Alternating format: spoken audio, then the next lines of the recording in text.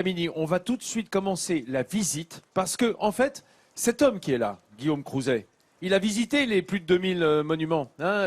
Il exagère un petit peu, mais je suis sûr, Camini, que tu connais cet endroit. C'est un château fort médiéval à Guise. Alors, il a été bombardé pendant la Première Guerre mondiale.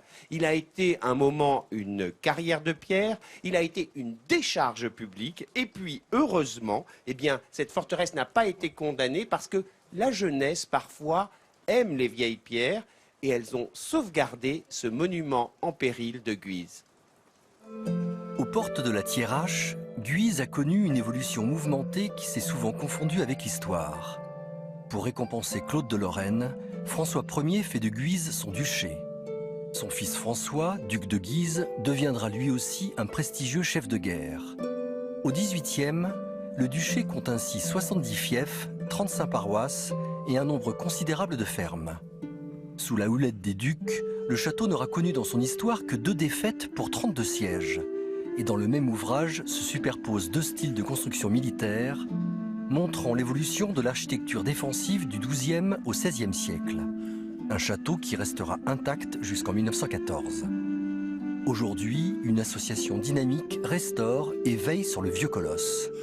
Le Club du Vieux Manoir, c'est un mouvement de jeunes qui offre des activités de loisirs aux jeunes dans le cadre des monuments anciens. Il est né à Guise pour le sauvetage du château fort et puis l'association est devenue nationale et aujourd'hui c'est 250 monuments qui ont été sauvés par le Club du Vieux Manoir. Mais l'aventure est née ici à Guise. Nous accueillons chaque été, pendant toutes les périodes de vacances scolaires, des jeunes pour des camps chantiers du patrimoine, un peu comme des colonies de vacances, mais plutôt que de faire de la planche à voile ou du macramé, on fait de l'archéologie, de la taille de pierre, de la maçonnerie, les activités de chantier. Au XVIIe, Vauban apporta quelques modifications, quelques rectifications aux angles de tir, tandis que peu à peu, les exigences de la vie militaire multipliaient les bâtiments.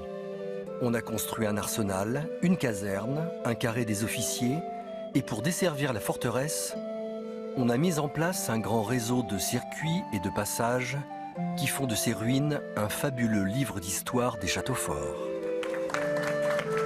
Alors, Camini, dites-moi, c'est un endroit que vous connaissez bien, non, Guise? Je connais très très bien Guise. Et même, je pense que quand on était plus jeune à l'école, on allait faire des visites du château de Guise. Moi, j'étais jeune. Stop. J'ai quand même une question. On dit Guise ou Guise? Non, on dit Guise. Guise. Oui, Donc on dit le duc de Guise? Moi, j'ai été repris ici. Hein. Ils disent Guise. Ouais. Hein. Je sais pas, la régionale de l'État. Ah, mais je confirme avec Camini, on dit Guise. Ouais. En tout cas, on dit Marly-Gomo. Parce que là, c'est l'endroit où tu as vécu jusqu'à 18 ans. C'est un tout petit village. 470 habitants, c'est ça? Voilà, 470. À mon époque, c'était 220.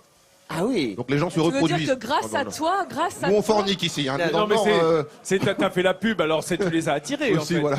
Il y a des Chinois qui sont venus à tout le monde. Hein. Non, mais il raconte dans les paroles de Marly-Gomo, moi je m'en souviens, 95% de vaches. 5% d'habitants. Voilà. Hein. C'est pour ça qu'Hélène Gâteau, elle a bien aimé la chanson, non? Ah, mais pour plein de choses. Pas seulement pour les vaches. Non, mais moi, ta chanson, en fait, Camini, elle m'a vraiment permis de mettre en avant ces villages dans lesquels, moi aussi, je viens d'un petit village. Je viens d'un petit village à côté de Tu Chauny. peux nous rappeler le nom de ce village, Hélène? Il s'appelle Ogne. Ogne. Voilà. Et c'est un petit village aussi. Et je pense habitants écoute, moins de 1000. Pour les oignons? Moins de 1000. Ah, les habitants, oui. Les oignons, oui. Les oignois. Et c'est vrai que je trouve que c'était une belle façon de mettre en avant ces petits villages. Et on se sentait fiers, finalement, de venir de cette région, de ce département. À l'époque du buzz, je recevais beaucoup de messages de gens qui me disaient voilà, moi c'est pareil, j'habite dans un petit village, je me reconnais dans ta chanson. Donc c'est vrai que je suis un peu l'élément fédérateur à ce niveau-là.